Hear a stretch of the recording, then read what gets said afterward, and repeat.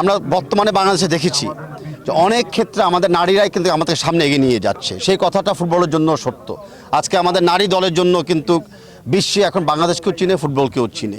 বাংলাদেশ জাতীয়তাবাদী দল সবসময় দেখতে চায় যে বাংলাদেশের যে আধা জনগোষ্ঠী নারী, নারী সমাজকে পিছিয়ে রাখা যাবে না, নারী সমাজকে দমিয়ে রাখা যাবে না।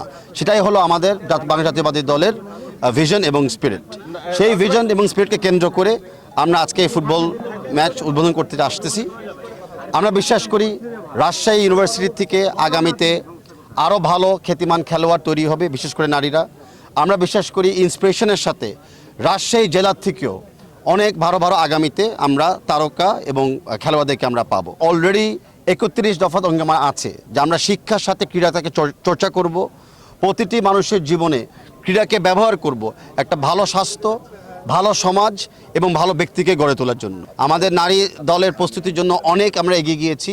এর পাশাপাশি আপনারা জানেন ইতিমুহূর্তে আমাদের অনূর্ধ্ব 20 দলও কিন্তু কোয়ালিফাই করেছে।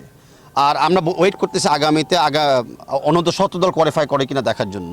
কিন্তু আমাদের মিশন অস্ট্রেলিয়া যেটা আমরা ঘোষণা দিয়েছি সেটার জন্য আমাদের ক্যালেন্ডারটা তৈরি হয়ে গিয়েছে। আমরা কিছু লজিস্টিক ফাইন্যান্স করার পরে ঘোষণা দিয়ে দিব ডিটেলসগুলোকে।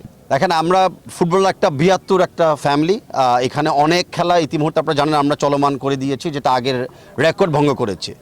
আজকে যেই ফুটবল খেলার জন্য আমরা এসেছি আমরা সেটার উপরে ফোকাস রাখতে চাই, যেটা হলো আমাদের রাজশাহী বিশ্ববিদ্যালয় হলের নারীরা এবং নারীদের পিছনে যারা উদ্যোক্তারা আছে, আমাদের ছাত্রদল এবং বিশেষ করে আমাদের টেকনিক্যাল স্টাফ লাইক রেফারিজ এবং কোচদেরকে। আমি গর্বের সাথে বলছি আজকে যে রাজশাহী বিশ্ববিদ্যালয় অনেক এগিয়ে আছে, যে তারা এরকম একটা স্টেডিয়াম ওনারা পেয়েছে। সেটা আমরা স্মরণ করতে চাই যে শহীদ রাষ্ট্রপতি জিয়াউর রহমানের আমলেই কিন্তু স্টেডিয়ামটা বরাদ্দ পেয়েছিল। এরকম বাংলাদেশ জাতীয়তাবাদী দল বিশ্বাস করে যে আমাদের শিক্ষার জায়গাকে আর চর্চা করার জন্য প্রতিটি ইউনিভার্সিটিতে এখন স্টেডিয়াম হবে, প্রতিটি স্কুলের সামনে একটা করে মাঠ হবে। আর বর্তমান যে স্টেডিয়ামটা আমরা দেখেছি সেটা আমিও বলেছি যে জাতীয় দল বাংলাদেশ জাতীয়তাবাদীর পক্ষ থেকেও এবং বাংলাদেশ ফুটবল ফেডারেশনের পক্ষ থেকেও বলছি আমরা এই স্টেডিয়ামটাকে আরও ডেভেলপ করার জন্য এবং স্টেডিয়ামের বাইরে আরও কিছু মিনি স্টেডিয়াম বা ইনডোর স্টেডিয়াম করা যায় কিনা সেটা বিবেচনা আমরা রাখবো। ইতিমধ্যে সেই দাবিটা আমি পেয়েছি সাধারণ শিক্ষার্থীদের মাধ্যমে।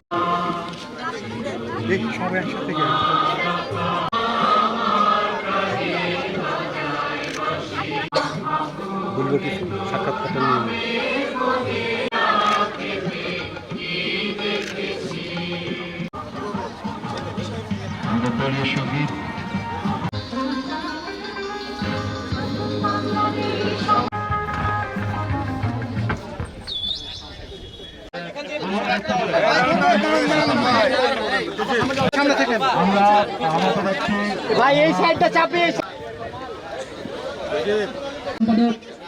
জনাব সুর আলী আমি ভাইয়ের পক্ষ থেকে বলা হয়েছে এবং জসিম ভাইয়ের পক্ষ থেকে বলা হয়েছে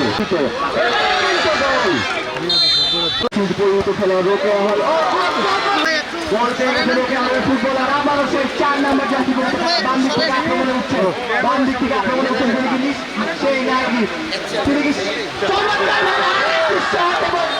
এবার রহমতুল্লাহ এই মেয়েরা আরো সুন্দর